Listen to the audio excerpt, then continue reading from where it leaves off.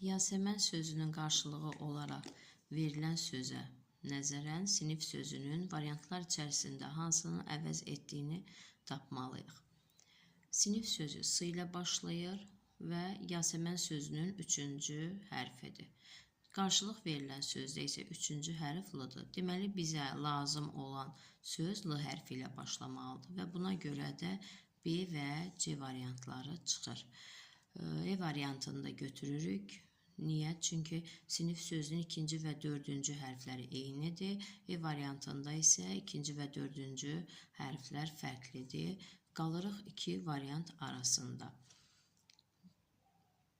Burada da qaydaya uyğun olaraq 2 və 4-cü hərflər eynidir. T hərfləri yerindədir, L yerindədir.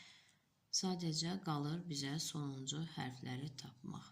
K-nı seçə bilmərik, çünki selakat sözündəki K Yasəməndəki M-nı əvəz edir və sinif sözündə M hərfi olmadığına görə variant A variantıdır.